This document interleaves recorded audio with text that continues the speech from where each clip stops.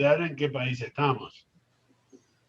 O sea que la gente va a esperar que empecemos un poquito más tarde. Pero todas las actividades empezaron súper en punto. Ah, no, sí, acá son súper Porque puntuales. te cortan cuando se termina la hora. Sí, está bien, pero bueno. Mejor es cortar que no es tan así. Pero está entrando gente, sí, pasamos de 16 a 23, así que si quieren esperar un par de minutos, pues está subiendo rápidamente la cantidad de asistentes. Bien.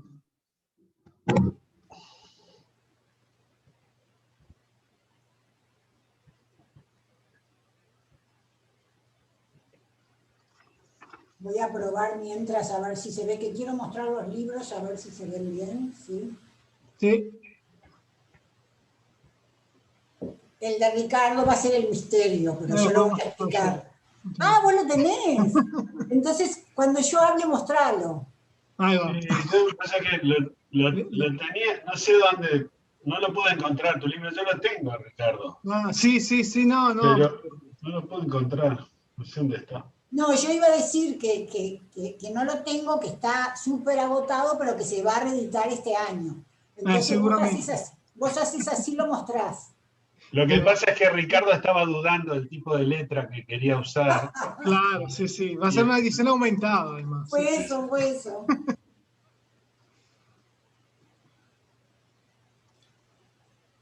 Mientras les recomiendo hoy, si les interesa, un especial que salió en Brecha sobre Amanda y José Pedro, y hay unas cartas inéditas que les mandaron Rama y otros, y Bergamín, y yo que sé quiénes más. Todavía no lo pude leer esa parte, pero bueno, un homenaje lindo. No lo he podido leer porque estuve todo el día así. Vi que mandaste, la tapa esa. La tapa, porque es un especial, claro.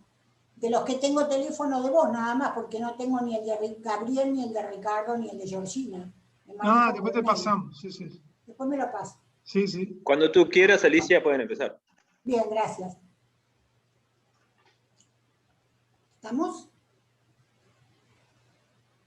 Bueno, muy buenas tardes. Es un placer retornar al ámbito de la facultad en la que yo me desempeñé como docente, y otro placer estar en el ámbito de una montevideana, la 11ª ya, y esta vez la primera vez dedicada a un autor italiano. Quiero agradecer a la profesora Georgina Torello por la invitación a moderar esta mesa, y en nombre de ella felicitar a todos los organizadores y las organizadoras. Dar la bienvenida a los autores que me rodean y que ustedes están viendo en pantalla, y por supuesto a quienes están del otro lado de la pantalla, darles la bienvenida también. Esta mesa a la que son convocados ahora está anunciada con el título de Reescrituras uruguayas del Decamerón.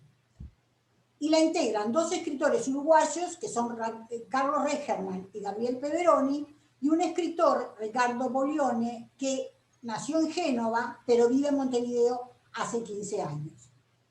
En la obra de cada uno de ellos existe un libro que en alguna medida indaga las modalidades de apropiación de Boccaccio que se trataron en el coloquio de distintas maneras. Por lo tanto, acá se va a hablar de contaminación textual, de reescritura, de marcos narrativos, de transformaciones, y creo que sobre todo del alcance de las genealogías decameronianas.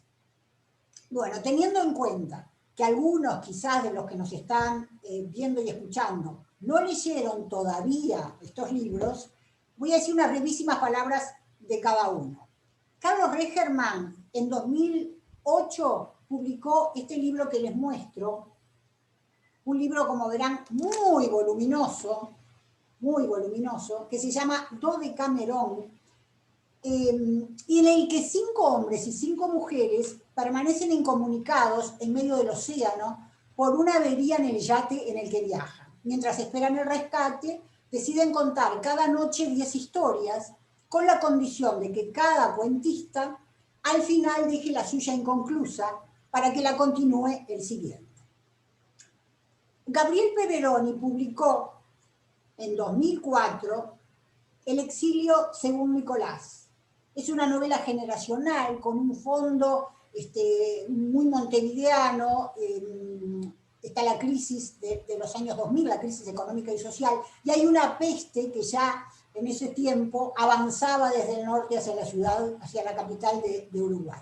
Allí un cibernauta treintañero decide encerrarse en su casa, autoexiliarse, para desarrollar un reality show online, que está pensado como un entretenimiento, pero se convierte en un juego bastante peligroso, seguido por un hacker y por otros chicos y chicas, u hombres y mujeres jóvenes, que se cuentan historias durante algunos meses atrapados en el anonimato de Internet. Y Ricardo Bolione publicó en 2009 Ritmo de Filling the Blanks, que yo no puedo mostrar porque la edición está súper agotada, pero la pueden ver en la web, pero Ricardo la está mostrando por suerte, porque él sí tiene algunos ejemplares seguramente, y va a ser reeditada este año, así que muy bien. Es muy diferente a los libros anteriores. Es un libro de literatura conceptual en el cual el autor borra el texto de Boccaccio, es un libro sin palabras, dejando solamente la puntuación. Bueno, nosotros explico brevemente cómo va a ser la dinámica de esta mesa. Vamos a comenzar con una intervención de cada uno sobre la relación de estas obras, de la de cada uno, con Boccaccio. Si la hay, si no la hay, cómo o por qué. Luego habrá un lugar para el diálogo entre ellos y se abrirá un espacio de intercambio donde los asistentes pueden subir al chat sus preguntas o reflexiones, o también alzar la mano y hacer la pregunta. Antes de que cada autor empiece, lo voy a presentar brevemente. Como el primero va a ser Carlos Regerman, ya les digo que él nació en Montevideo en 1961, es novelista y dramaturgo, es arquitecto, egresado de la Facultad de Arquitectura de la Universidad de la República, aunque desde 2000 no ejerce la profesión. Tiene una maestría en Ciencias Humanas, Teoría e Historia del Teatro, también de UDELAR, de esta misma facultad, y además de Decamerón publicó otras novelas, por ejemplo, Los días de la luz deshilachada, El robo de Zero Wharton, 180, El canto del pato, El auto y Tesoro. Entre las obras de teatro, que todas fueron estrenadas en festivales internacionales y además están muchas de ellas publicadas, tenemos A la guerra en taxi, Basura, Prometeo y la jarra de Pandora, El examen y Mapa de la muerte. Tiene en Radio Uruguay dirige un programa cultural que se llama Tormenta de Cerebros y escribe notas de cultura en diferentes medios de prensa. Adelante, Carlos, te escuchamos. Bueno, gracias, Alicia. Miren, yo voy a leer porque como el tiempo es escaso y yo soy divergente, si no leo me voy a ir a cualquier lado. Entonces, como el tema es la reescritura del Decamerón, yo voy a empezar diciendo que el Decamerón sigue a Boccaccio solo en el título. Decamerón, que ironiza en torno a los hexamerones, esos tratados sobre la semana laboral de Yahvé, viene a ser como una adopción de un sistema decimal para una cosmogonía. Y las cosmogonías tienen que ver con mi libro, pero el de Decamerón se vincula con el Decamerón a través de solo uno de sus aspectos formales, que es el carácter de narración enmarcada. Y como el Decamerón está en el centro de una tradición de relatos enmarcados, quiero nombrar todos los libros que a mí digamos, formaron parte del contexto de lecturas que dio origen a lo de Decamerón. Por un lado, la tradición sánscrita, de los que tenemos el Panchatantra, Las Mil y Una Noches, que viene de ahí, por más que nosotros lo recibimos desde otro lugar. Muy cerca del Decamerón está el Conde de Lucanor, que fue una lectura para mí muy rica, de don Juan Manuel, ¿no? Y bueno, los cuentos de Canterbury y de Chaucer, obviamente, ya después, ¿no? El Heptamerón de Margarita, que quería hacer un Decamerón y quedó terminado antes de tiempo. El Pentamerón de Basile, los cuentos de hadas, que son realmente una cosa muy impresionante. Y después, ya cuando Europa estaba en la era de las novelas, el manuscrito encontrado en Zaragoza de Jan Potocki, que en su momento cayó en un ambiente un poco propicio y no fue percibido con justicia. Ese libro sería estrictamente un Hexacontamerón. Son 66 jornadas. Lo que pasa es que en ese libro cada jornada es un relato, ¿no? No es como el de Cameron, donde en cada jornada hay varios relatos. Y yo pondría entre los relatos que a mí me influyeron para el de Cameron, pero que además creo que son relatos enmarcados, dos libros del siglo XX, para mí muy, muy importantes, Locus Solus, de Raymond Roussel, y La vida a modo de empleo, de Georges Perec. En realidad, en español creo que le pusieron una traducción diferente, ¿no? La vida, instrucciones de uso o algo así. En todo caso, mi libro no es una reescritura, salvo en algunos capítulos, que versionan relatos de Chaucer, por ejemplo, de Las Mil y una Noches, o toman como personaje a Potocki, es muy importante Potocki como personaje en el Dodecamerón, o roban personajes de Roussel. Y hay 4 de los libros que mencioné que son como las plataformas de lanzamiento para la composición del Decamerón, así que del Dodecamerón. De manera que voy a hablar de esos libros porque están relacionados por ser de la familia del Decamerón y no porque tengan que ver con el Decamerón directamente. El que formalmente más se le parece al Dodecamerón es el Panchatantra, que quiere decir, este es el título, que quiere decir los 5 hilos o las 5 series. Son 5, bueno, podría ser jornadas, aunque no son de cuentos. Ahí el narrador de cada relato es un personaje de una narración marco. Un cuento contiene un personaje que se convierte en narrador del siguiente cuento. En mi libro, en el Panchatantra, la puesta en abismo para seguir allí, ¿no? Y su imagen heráldica, tiene hasta 6 niveles, creo. En el mío, en algún momento alcanzan los 7 niveles, ¿no? Eso quiere decir que hay 7 relatos metidos uno dentro del otro, ¿no? Entra y sale. El libro más importante para el Dodecamerón en realidad es el manuscrito de Potocki, ¿no? Especialmente la edición de 1810. Y ahí tiene que ver tanto la forma como el tono irónico, el erotismo omnipresente, que son modelos que aunque no los busqué estaban ahí todo el tiempo, inevitables. Yo había leído el manuscrito en la edición muy fragmentaria de Caillois, pero en cuanto pude conseguí la del 89 que sacó José Cortí, una edición de René Radrizzani, que Potocki escribió 2 versiones del libro, y este tiene una versión que creo que es la segunda, con algunos elementos de la primera, que es bastante completa. Tiene 60 y pico, ¿no?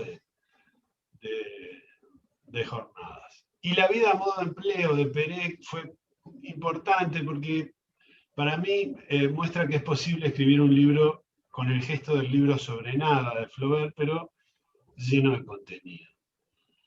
Al mismo tiempo, desde el punto de vista formal, me parece que muestra que es posible la convivencia de 2 asuntos que para mí eran muy importantes en ese momento, siguen siendo la disgregación y la unificación, el fragmento inconcluso y la totalidad completa. Había ahí algo que yo podía explorar. Es un libro mucho más parecido a una colección estática, ¿no? Como el de Cameron, en el que hay un marco, un solo marco y un solo nivel de subordinación, ¿no? No es como el Panchatantra o el manuscrito encontrado en Zaragoza o el Dodecamerón, en los que en realidad la puesta en abismo se potencia y hay varios niveles, ¿no? Además la escritura de Perec, bueno, Perec es un escritor por el que yo tengo un gran respeto y una gran predilección. Me parece que es muy rica, con una densidad enorme de asociaciones, y está llena de sorpresas, se producen conexiones inesperadas, muy llenas de sentido. Es, para mí, muero de risa leyendo los libros de Perec. Y entiendo que hay quienes consideren que La vida en modo empleo no es un relato enmarcado, lo entiendo, pero no estoy de acuerdo. Es un relato enmarcado, el marco no es literario, no es cuento dentro del cuento, es otro tipo de estructura, igual que El gabinete de un aficionado, la última novela que publicó en vida, que es un sistema de marcos que está realizado como éfrasis, ¿no? Descripción de obras visuales. Entonces tampoco el marco es un sistema narrativo de cuento dentro del cuento. Ahora, en el primero, en La vida, modo empleo, el sistema de la trama también es enmarcado, pero eso, ahí si sigo, me voy para otro lugar. Entonces yo estaba escribiendo muchas notas hace 20 años y no llevaban a ningún lugar, ¿no? O sea, yo sentía que no podía escribir una novela en el sentido de relato, de gran relato que supone un modelo del mundo, modelo del mundo en el sentido de maqueta, de propuesta, no de copia. Tenía muchos apuntes, pero ninguno parecía que pudiera servir para una novela. Eran fragmentos que ni siquiera tenían la redondez como para dar origen a cuentos, o es que yo no sabía escribir cuentos. Entonces, todas esas lecturas que acabo de mencionar me daban la idea o la esperanza de que la confluencia de dos aparatos dispares que se sostuvieran mutuamente, o sea, un conjunto de relatos y un marco unificador suficientemente fuerte, ese marco, podrían resolver el problema, ese problema de proliferación de textos que no llevaban a ninguna parte, que casi nunca tenían vínculos visibles entre sí. Una novela no me parecía un modelo, en el sentido que ya dije, posible del mundo. Ahora, por otro lado, la puesta en abismo lúdica, con la que nos fatigó la nueva novela francesa, no me resultaba interesante. En cambio, por ejemplo, la puesta en abismo de los monederos falsos tiene mucho sentido, ¿no? Y justo hoy que mencionaba Alicia algo sobre José Pedro Díaz, leyendo el diario de José Pedro Díaz, que se publicó hace algunos años, me llamó la atención lo tardíamente que la generación del 45 leyó Los monederos falsos, como 25 o 30 años después de la publicación, y el impacto, la expectativa que tenían. Con razón, me parece, ¿no?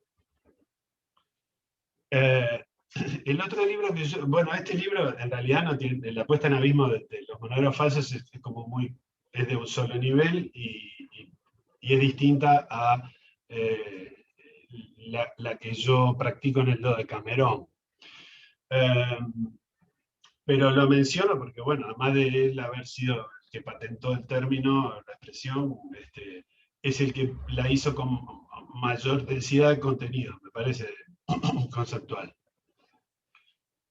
Antes se había publicado el Locus Solus, pero, que es un texto súper simple, pero no le gustó nada a la vanguardia, ¿no? Vieron que no se leyó hasta después de la guerra, ¿no? Hasta después justamente de Los monederos falsos, además, ¿no? Entre otras cosas, me parece. Y solo después de que se pusiera sobre la mesa el procedimiento, ¿no? Cuando Roussel dijo cómo escribí algunos de mis libros, ¿no? Y entonces digo, mirá, pero esa bobada de cuentitos estaba escrito de esta manera. Con razón. El Oulipo hizo legible a Roussel, claro, o Roussel hizo posible al Oulipo, ese jueguito muy del gusto del Oulipo y de Roussel también, ¿no?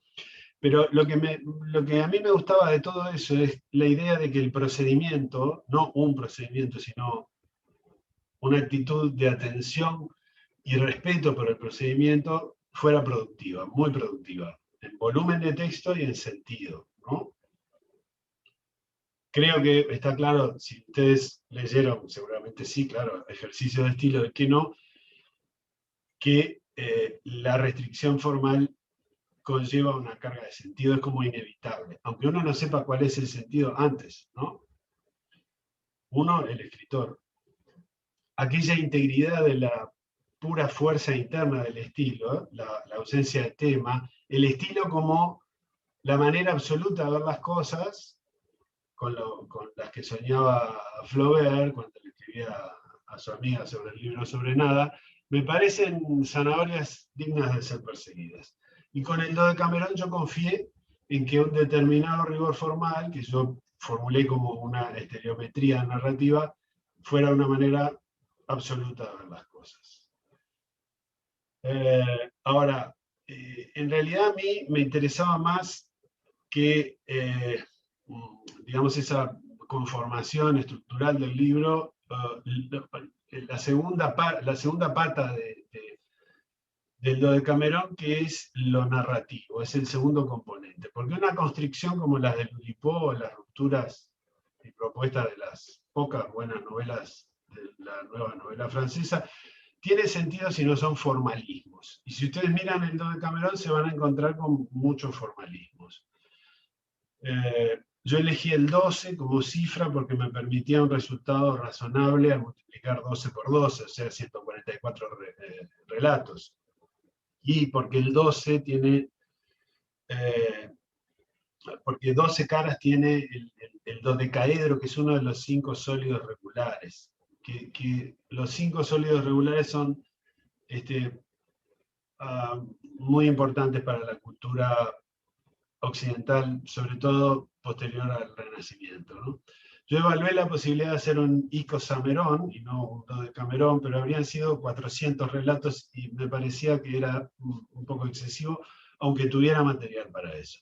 Por otra parte, un endecamerón, que daría origen a 121 relatos, estaría bien, no habría problema, pero era impensable. Yo ya estaba encerrado en la idea de los sólidos regulares, así que me fui para abajo al octaedro, 64 relatos, una miseria, así que me quedé con el Dodecamerón. Pero esas condiciones que me impuse tienen una serie de irregularidades, de imperfecciones. Como decía Alicia, son 10 los personajes, pero igual el libro funciona en 12 por 12, ¿no? Es como que alguien dibujara a mano el dodecaedro, ¿no? Como hizo Leonardo con los 5 sólidos que dibujó para Luca Pacioli, ¿no? Y el otro componente entonces es lo narrativo. A mí lo que me interesa del arte literario es la narración, la manera humana de pensar. Lo narrativo está presente en los 144 capítulos del Dodecamerón y no requiere que se completen. La mayoría de los capítulos, para cumplir con la geometría de puesta en abismo, difieren el cierre mediante una promesa de regreso, y a veces regresan y a veces no regresan. Y eso es parte de ese modelo del cuento del mundo del que yo estaba intentando hacer a principios del siglo. Todo esto es lo que estuvo presente, aunque un poco más desorganizadamente, anárquicamente, de forma disruptiva y alborotada, en todo el proceso de escritura del Dodecamerón. Muchas gracias, Carlos. Verán todos los que nos están escuchando y viendo que la erudición que él muestra cuando habla es la que van a encontrar si aún no leyeron el Dodecamerón. No sé, Carlos, si estará agotado o se podrá encontrar en librerías. Lo editó así que cualquier cosa van por ese lado y quizás lo consigan. Es apasionante, es casi imposible de abarcar así una síntesis de ningún tipo, pero creo que lo que dijo Carlos de la génesis, de las ideas, de la concepción de todo lo que él pensaba cuando lo hizo, quedó, aunque sintético, claro. Así que ahora vamos a seguir con Gabriel Peveroni, que también nació en Montevideo en el año 1969, es escritor y periodista cultural. Varios espectáculos teatrales con su dramaturgia fueron estrenados. Groenlandia, Berlín, Shanghái, y en 2020 El accidente. Publicó poesía, y además del exilio según Nicolás, otras novelas. La cura, que fue su primera novela, Tobogán Blanco, Los ojos de una ciudad china, y Viajar no lleva a ningún lado. También publicó el libro Tango que me hiciste mal, sobre el disco de la banda post-punk Los Estómagos, prepara otro sobre la Fundación de Arte Contemporáneo y prepara otro sobre la historia del rap en Montevideo. Mantiene el blog La culpa la tuvo Manu Chao y en TV Ciudad conduce el programa de videoclips Ojos Rojos. Te escuchamos, Gabriel. Bueno, hola a todos. Bueno, primero quería contar un poco sobre este objeto, que es una edición, la edición de cátedra del año 1994 del Decamerón de Boccaccio. Este libro yo lo compré en el año 94, cuando salió en la librería Atlantis de Ricardo Henry, un templo para todos los que éramos jóvenes en los años 90, y ahí comprábamos discos y libros y todo eso.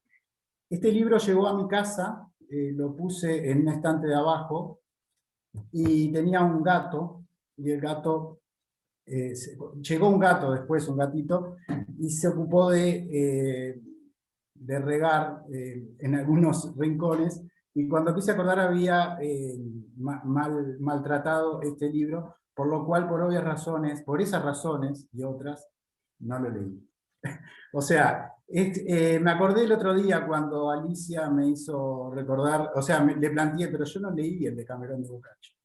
Y me acordé de esta anécdota, de esta historia, porque en realidad tiene que ver, yo siempre tenía, de acuerdo a lecturas, una obsesión por leer el Decamerón de Boccaccio, pero no lo leí, después no me lo volví a comprar.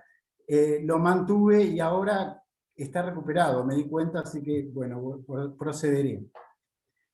El asunto es que el exilio según Nicolás rastrea, va por otro lado, y por otro lado se encuentra curiosamente con el Decamerón de Boccaccio, o sea, no era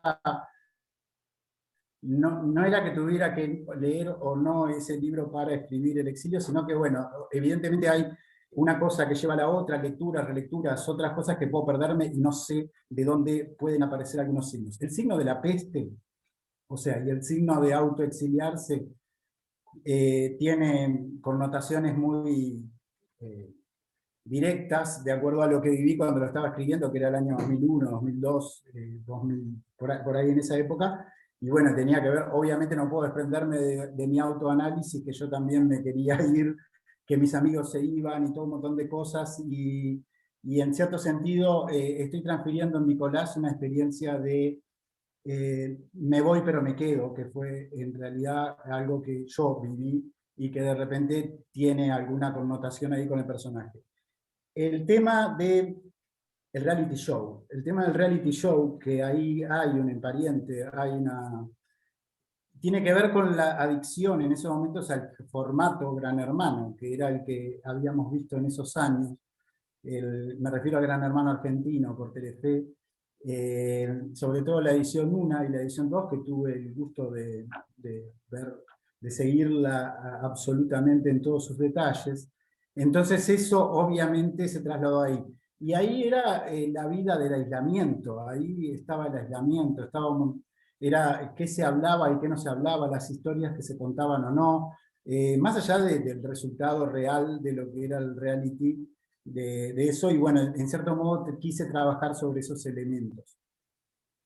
Obviamente también está metido el tema de la tecnología, de cómo adecuarme o no, y de todo el laberinto que significaba escribir una novela muy cercana a lo tecnológico, o sea que la herramienta tecnológica fuera de escenario y prácticamente personaje, el chat, el ICQ, y todo eso fue complicado para mí, porque en cierto modo estaba escribiendo algo que siempre estaba quedando en pasado, en el momento en que lo escribía, en terminar la novela y en publicarla, o sea, todo eso tras esos 2 o 3 años que pueden transcurrir entre eso y que pueda aparecer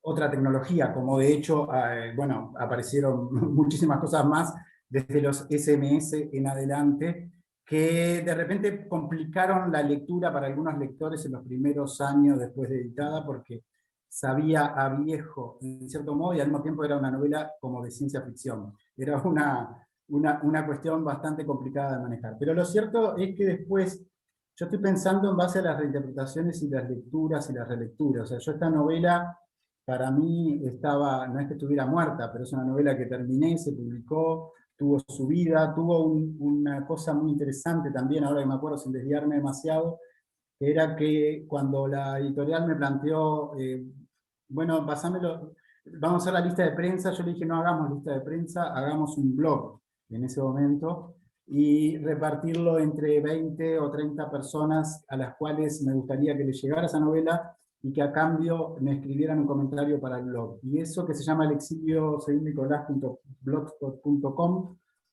sigue ahí como un cadáver en la red, y recopila como 40 o 50 impresiones en presente de esa novela, de lecturas del año 2004-2005, que el otro día lo revisé, yo ya ni me acordaba que existía, y realmente es interesante ese juego.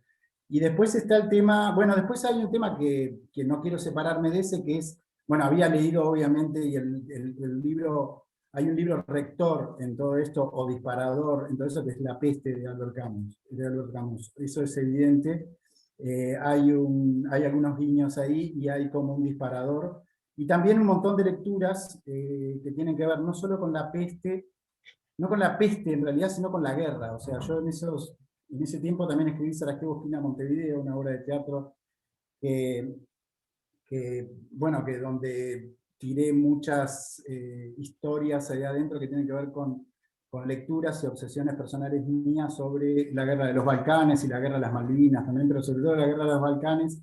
Y ahí uno de los libros, ahí tomé muchas cosas sobre el aislamiento, también sobre el sitio, sobre cómo lo vive una familia. Está el diario de Zlata Filipovic también, que en su momento me removió mucho, que no es similar para nada al de Ana Frank. Ella,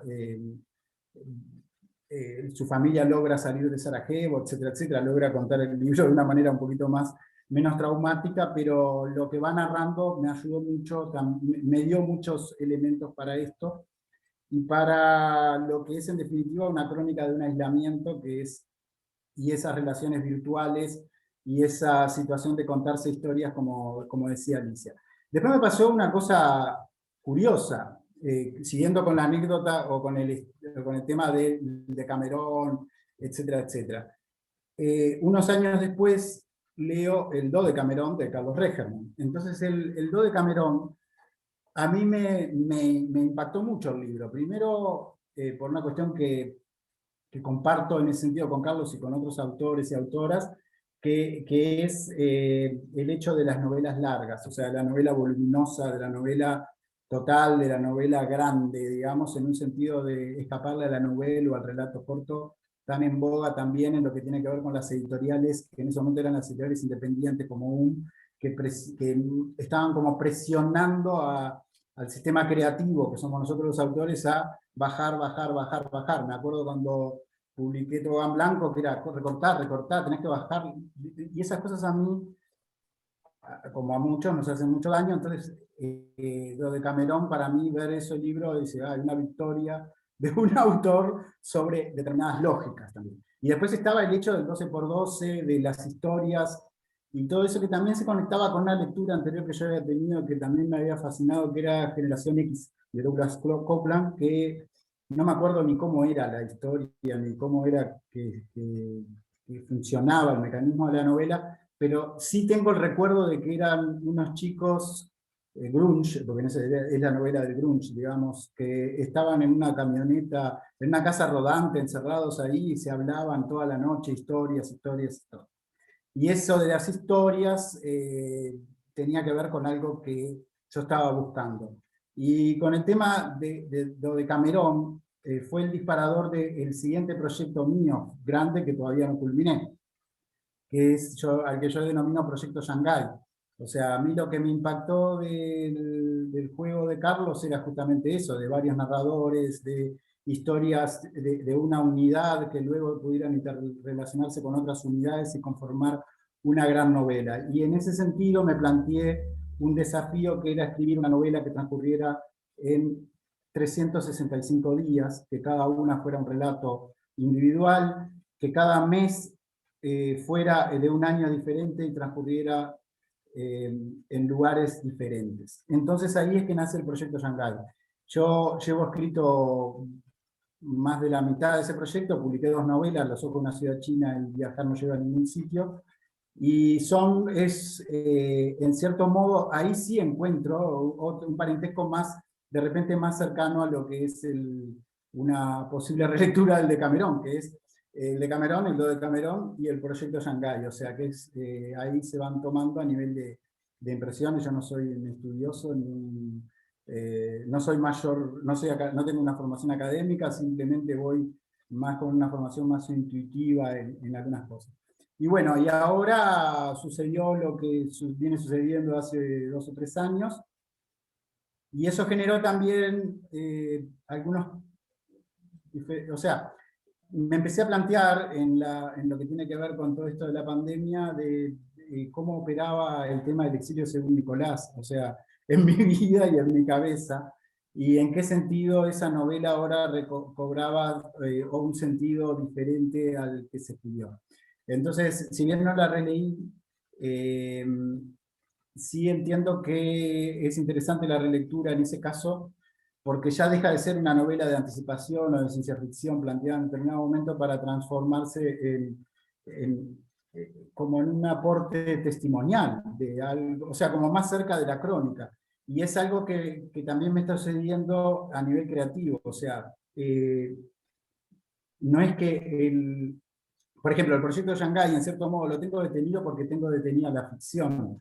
La ficción para mí se detuvo el 13 de marzo del año pasado, para mí. O sea, lo consulté con otros analistas, por ejemplo, con Jorge Carrión, en un intercambio que tuvimos por la lectura de sus novelas, una entrevista que le hice, y que él también navega temas similares a los que yo transito, y él me decía, no, para nada, para mí la ficción está bárbara de salud.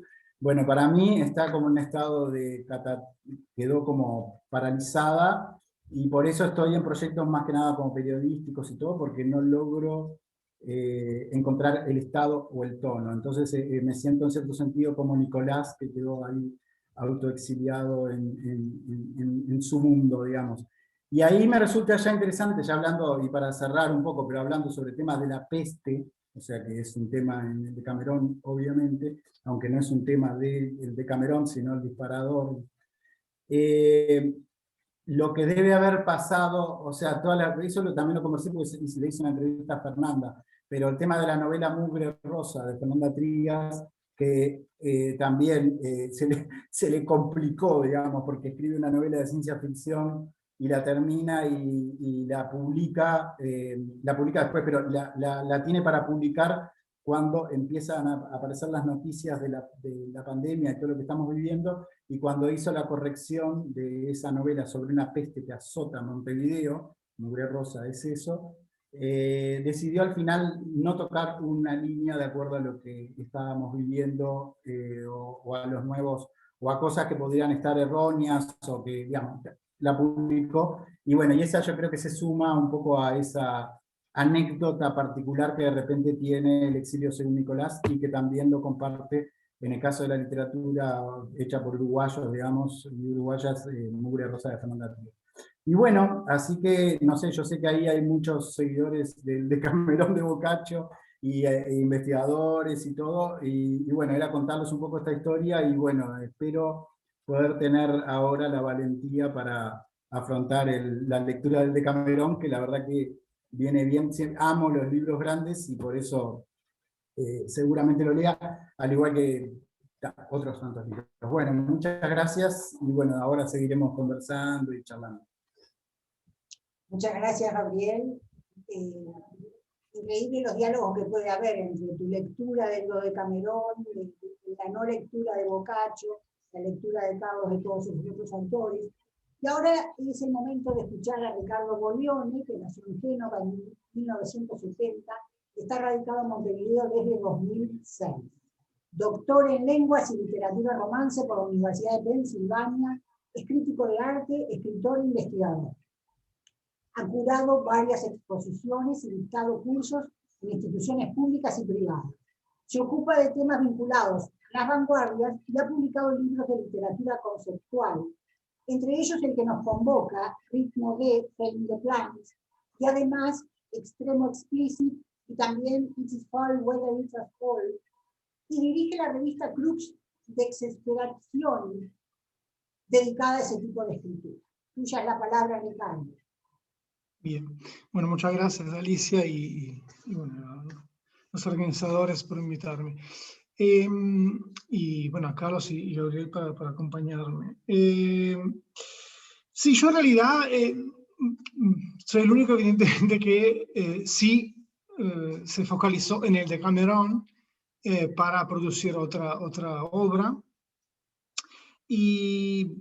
Pero claro, dentro de un marco que quiero explicar un poco rápidamente, lo que voy a hacer en realidad es eso, un poco explicar cómo surgió la idea y bueno, por qué el Decamerón, en fin, qué tipo de literatura, en qué tipo de literatura me muevo. Ya lo anticipaste, se puede llamar una obra de literatura conceptual, que quiere decir, bueno, y eso un poco se conecta creo con lo que decía Carlos, o sea, de una literatura del procedimiento, donde el procedimiento tiene un peso muy fuerte, o sea, las reglas, ¿no? para armar un objeto literario, pero claro, donde el resultado, voy simplificando mucho, pero el resultado quizás no es el fin, ¿no? O sea, el resultado estético no es el fin, sino es la idea que está un poco atrás de la obra y la estructura que se arma para geniar la obra es el foco. Entonces, dentro de ese marco, era 2009, ya tiene unos cuantos años el libro, y de hecho tuve que ir un poco a verlo de vuelta, bueno, no me acordaba algunos detalles, pero estaba muy interesado en la cuestión de la borradura de obras, sobre todo en las artes visuales. Entonces empecé a investigar, ya conocí algunos ejemplos de libros de alguna manera borrados, entonces una especie de escritura por sustracción, ¿no? Y no por digamos, acumulación. Y se me ocurrió, fue bastante directa la elección del Decameron, ¿no? Porque es un libro que para mí fue muy importante, diría que es uno de mis libros favoritos. Yo además soy italiano, entonces quizás tengo también una relación escolar bastante, quizás más así fuerte que los estudiantes acá, porque en Italia, bueno, es uno de los textos que necesariamente se enfrentan en las clases. Entonces tenía también quizás este lastre, pero siempre me interesó también como forma, como gran obra desde muchísimos puntos de vista, pero seguramente uno es el estructural, ¿no? Entonces, esa idea como, bueno, del marco de la que tanto habló Carlos, ¿no? Y de cómo, digamos, dar una estructura a cuentos que son muy heterogéneos, contenidos heterogéneos, pero estructurados tan fuertemente que se tienen, digamos, redondamente. Entonces, la idea de trabajar el Boccaccio la tenía ese gran interés sobre la doradura y ahí, bueno, una de las primeras motivaciones, quizá la más fuerte, y después surgieron otras, ¿no?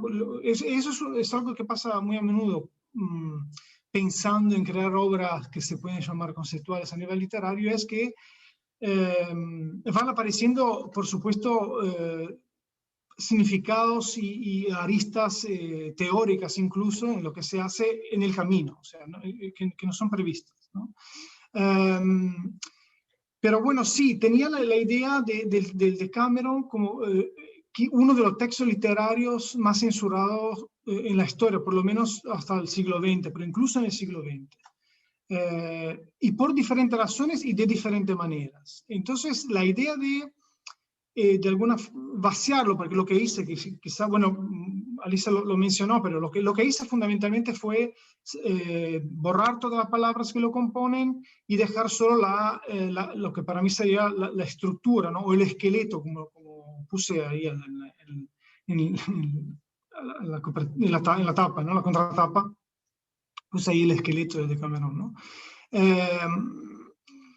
Borré, por ende, todo el contenido, digamos, toda la palabra, las letras, y dejé flotando en un espacio que no es el espacio del libro. De hecho, el libro es muy finito, no es gordo como el tomo que mostró Gabriel, porque no solo borré la letra, sino que borré también los espacios que ocupaban las letras, ¿no? entonces venía por la senda de la censura. Entonces era una especie de explicitarla, ¿no? Y darle, por eso también el subtítulo, que es Filling the Blanks, ¿no? Que es un juego de palabras bastante sencillo sobre filling the blanks, que es un ejercicio, ¿no? O sea, cuando uno tiene que, le dan un ejercicio donde hay espacios en blanco que tiene que rellenar, y bueno, eso es un fill in the blanks, y acá era feeling, ¿no? O sea, sentirlos, ¿no? Entonces era una especie de, si se quiere, solidificación de lo que había sido una parte importante de la historia de Boccaccio, que era su censura, que ha pasado a través de modificaciones, pero también de destrucción del texto, o sea, destrucciones físicas.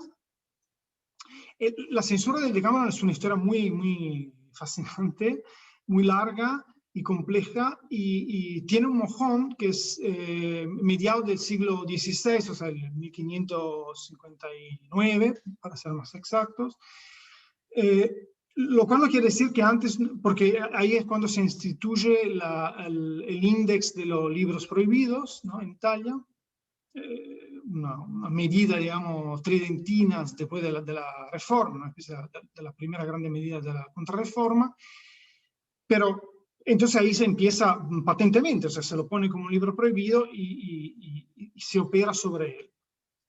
Pero antes también es un libro que tuvo una historia muy complicada y rica también, de una especie de guerra al contenido del libro, por diferentes razones. Porque, digamos, hasta mediados del siglo XVI, todas las destrucciones son básicamente quemaduras de libros. O sea, los grandes fogones, ¿no? De libros tan célebres, ¿no? Por la literatura, se piensa en Bradbury, etc. Quizá tienen uno de los puntos más álgidos en el siglo XV, cuando hay varios predicadores que queman libros, pero en cantidades enormes.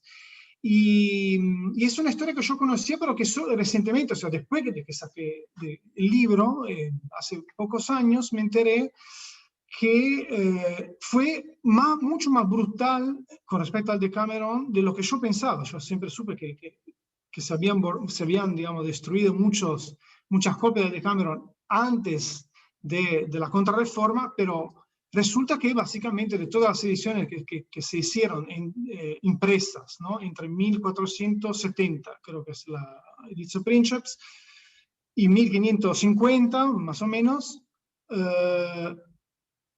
de todas esas ediciones, en biblioteca pública queda un 1%. O sea, de los 5.000 y pico de libros que se imprimieron, o más, quedan 60, 50, 60. O sea, fue realmente una cosa muy poderosa. Obviamente que no es solo una cuestión de destruir los libros, sino también de arrancar páginas. Hay muchísimos ejemplares que están mutilados, porque justamente por razones religiosas se arrancaban las partes incómodas. Entonces es un libro que está acostumbrado, digamos, a que se lo manipule violentamente. Y sin embargo, lo mío quería hacer también un homenaje a Boccaccio.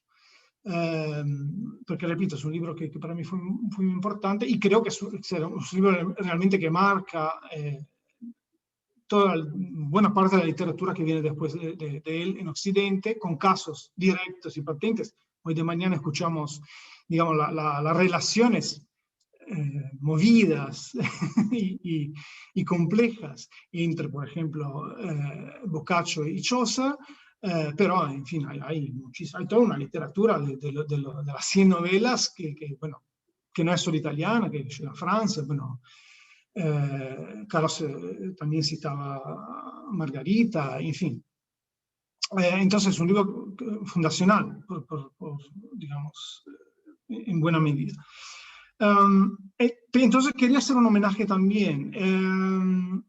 ¿Y cómo hacer un homenaje de un libro borrándolo? Bueno, en realidad ahí también lo otro que me interesó desde el principio fue ver cómo la relación que tenemos con cierto libro, o sea, con toda una tradición, que es una relación donde la mediación editorial, la mediación filológica editorial, es muy importante y pasa básicamente desapercibida, salvo que por los estudiosos, los filólogos, digo, pero en general el público común, nosotros lectores,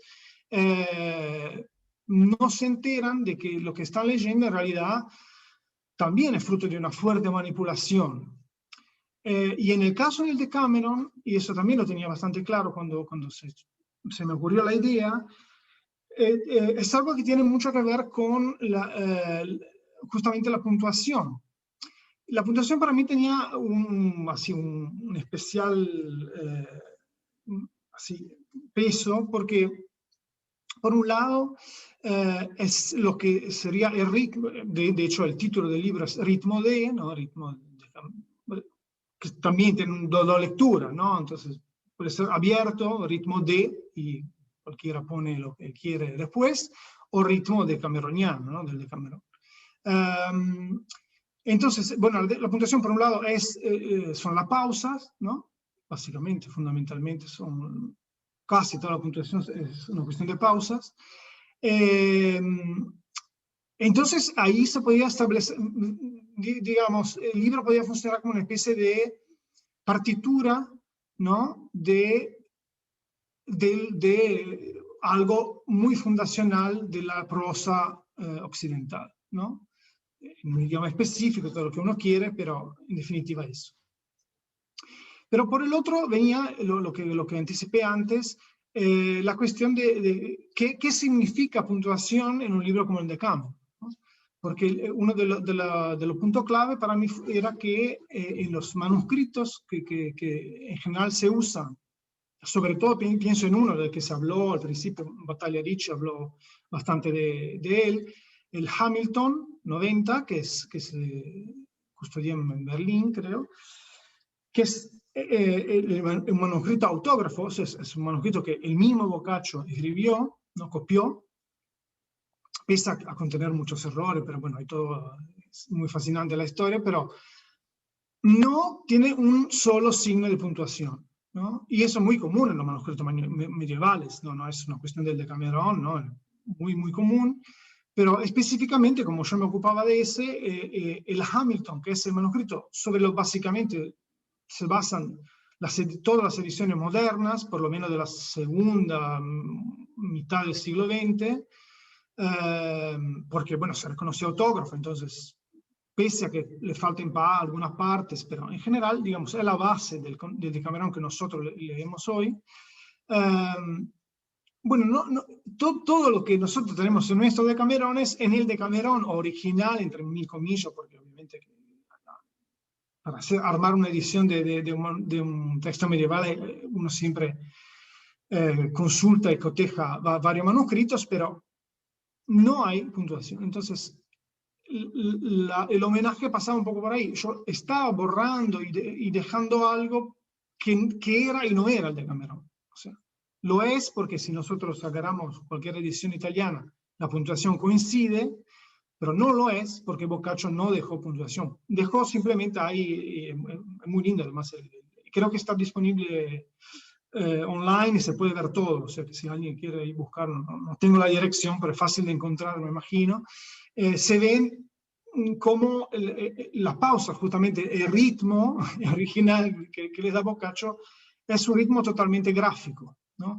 O sea, lo que divide, digamos, las diferentes frases, partes, cuentos, son las letras historiadas, son las letras con adornos, ¿no? Digamos. Es eso, o sea, no hay otra forma de puntuación, es como un flujo, ¿no? Hablamos tanto de novelas Mundo, de novelas Ríos, bueno, es un flujo enorme de texto.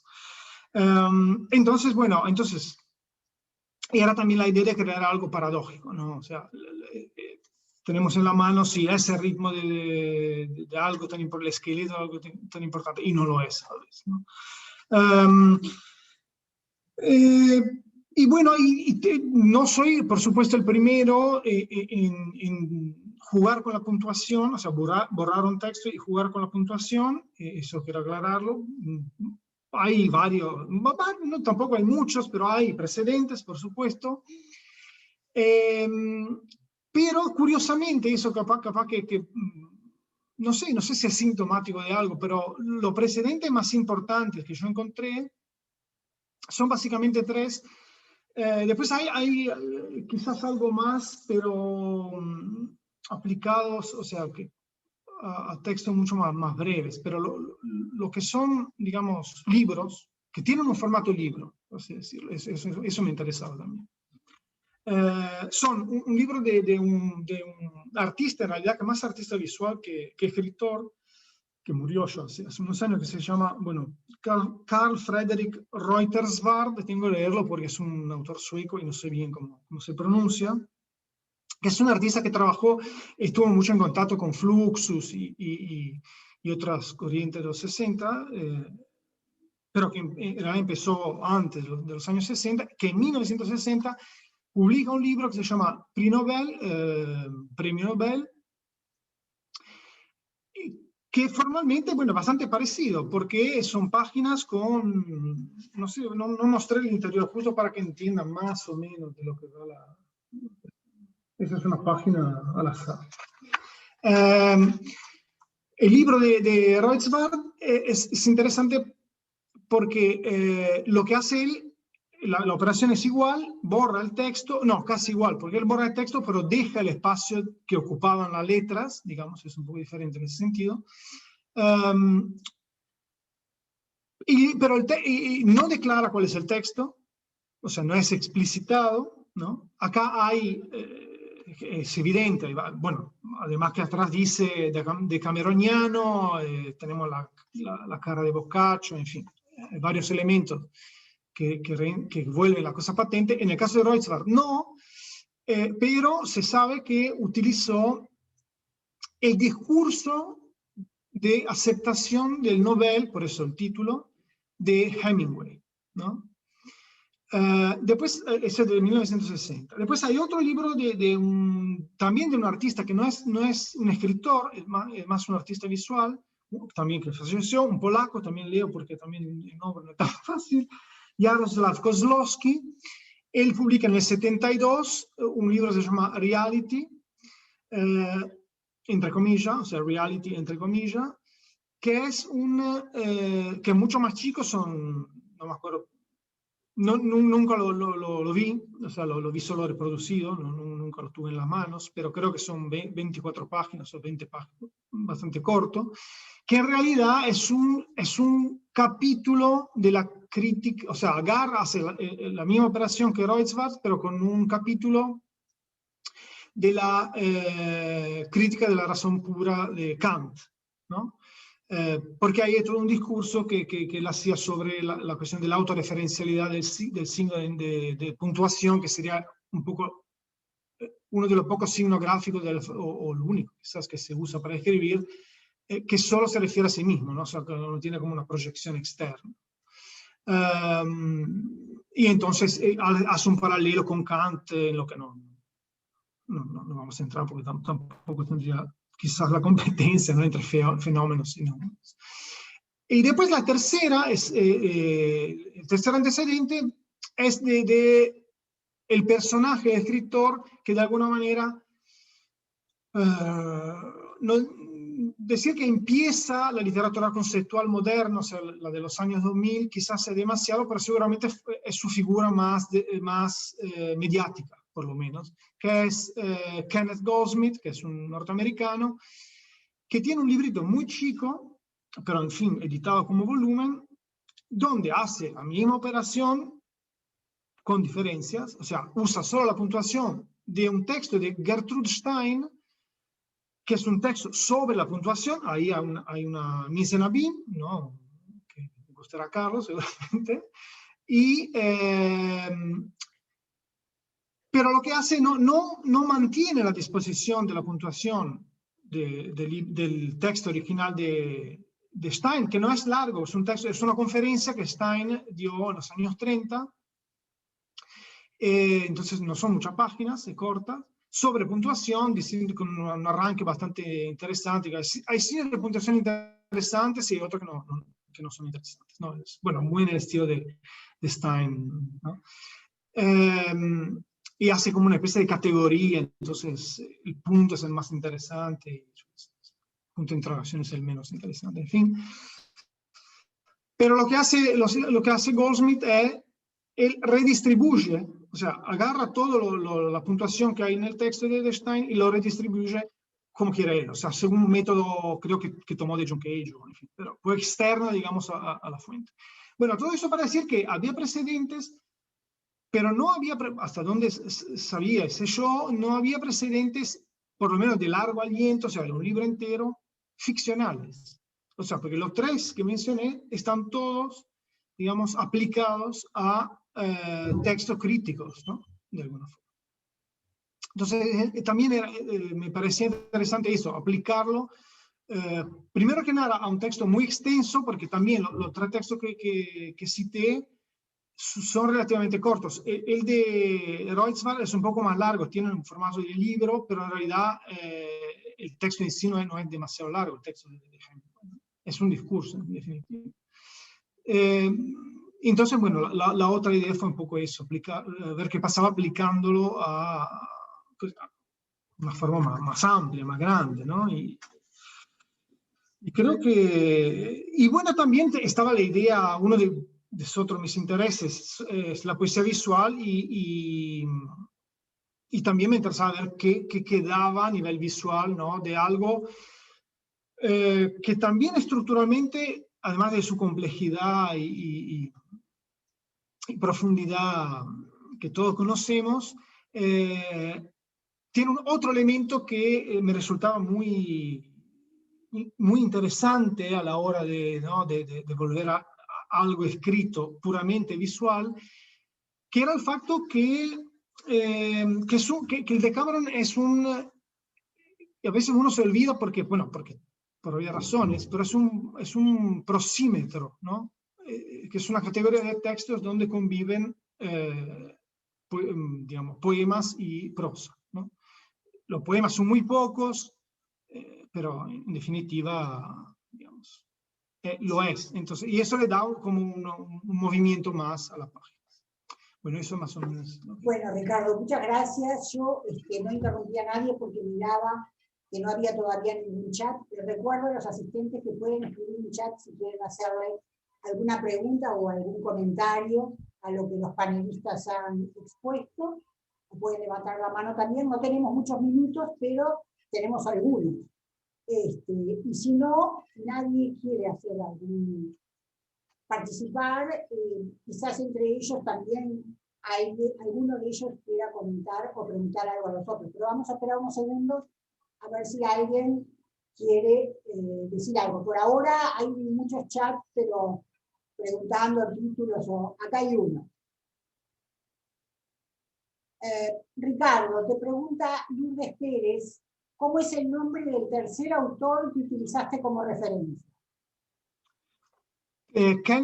Kenneth Goldsmith. Bien, gracias. Después, la misma persona... No, repite la pregunta. Bueno, por ahora ninguna otra. No sé si ustedes, acá hay una mano levantada. Yo las manos no sé manejarlas, con los coordinadores de esto dirán cómo se escucha a quien está con la mano levantada. La persona que levantó, Paula Españolo, no sé si quería hablar, porque a veces uno cliquea sin querer levantar la mano. Yo le bajo la mano, cualquier cosa. En caso de Paula de que quieras hablar, ya tenés la opción habilitada para hacer una pregunta o comentario, en fin.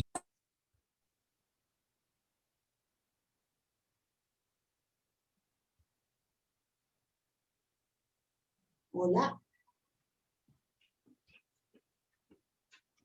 Está muteada, capaz que habría que decirle que capaz que tiene que desmutearse, o alguien que la desmutee. Ya quedó desmuteada. Sí, tiene que activar el audio si quiere. Bueno, yo aprovecho la pausa para preguntarle a Ricardo, o para comentarte nomás, porque yo había visto algún libro borrado, pero que funcionaba un poco al revés que el logo rally de Lulipó, ¿no? Es decir, que daba un discurso, que tenía un sentido lingüístico claro, una sintaxis, bueno, había un discurso que estaba metido adentro del otro discurso, eran las palabras que no estaban borradas, armaban algo, ¿no? Pero en el libro tuyo es, digamos, todo el plano lingüístico queda abolido, no hay nada, es imposible. Entonces, por ejemplo, cosas como que vos hagas una diferencia entre ficción y no ficción, también queda abolida, porque, digamos, el texto no es accesible sin un contexto, ¿no? Me dirás, ningún texto es accesible sin un contexto, pero bueno, el tuyo es extremo eso, ¿no? Sí, sí, pero bueno, me parece que se borra, ahí se vuelve, ¿no? O sea, obviamente que el objeto en sí no podría encontrar diferencias mirando el mío y el de Kant, me imagino, ¿no? Porque efectivamente no lo podría, no, esa crítica pues tiene más comas, no, obviamente que no, pero sí lo que se borra tendría que tener resonancia, ¿no? De hecho, en general, salvo en el primer caso de Reuter, en los otros tres, incluyendo el mío, se explicita lo que se está borrando, ¿no? Entonces ahí capaz que entra en juego, bueno, ¿qué significa borrar una obra de ficción? ¿Qué significa una de creación? Podría dar espacio, digamos, a una diferente, no lectura, porque repito, a nivel de signos no hay efectivamente diferencia, pero sí a nivel conceptual. Bien, no sé qué pasó con la mano que se había levantado, nos quedan 3 minutos. Brevemente, si alguien quiere decir algo o preguntar antes de que terminemos. Obviamente fue todo muy interesante, daría para escuchar todo de nuevo y pensar en todas las preguntas que se quieren hacer o comentarios, porque ha sido de mucha densidad y muy interesante cada una de las exposiciones. Pero bueno, esperamos unos minutitos más. La mano levantada, no sé qué pasó, pero si alguien más quiere comentar algo o preguntar algo, tenemos 3 minutos.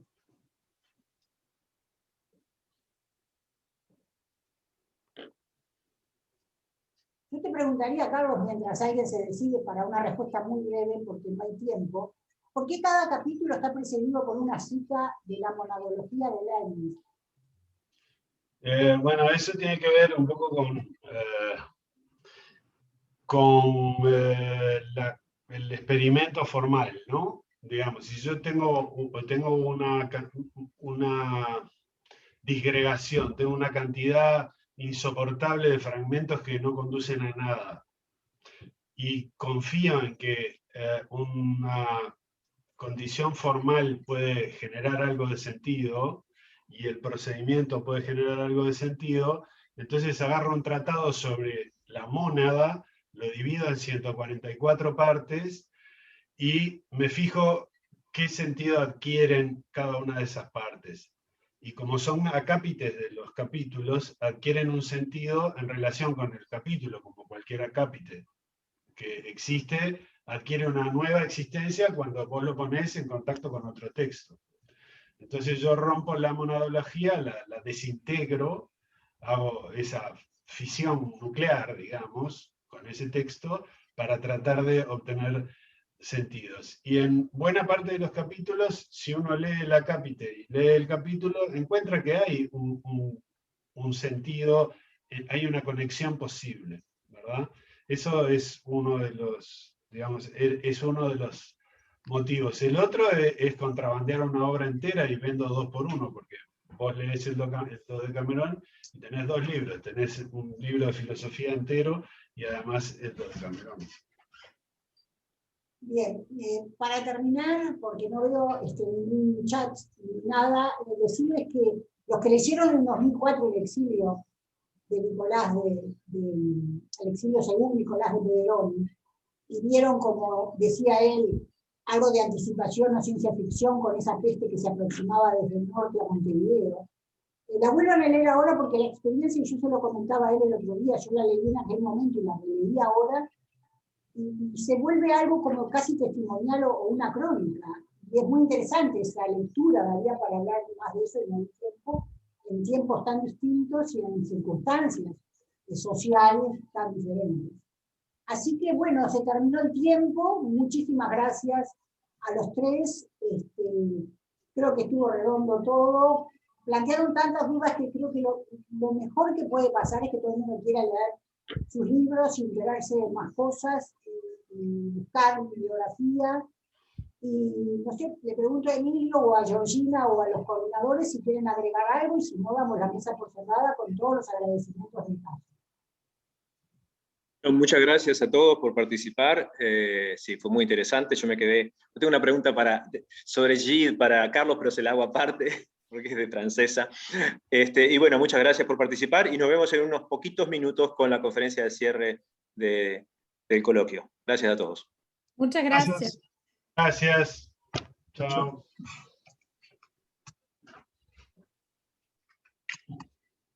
Chao.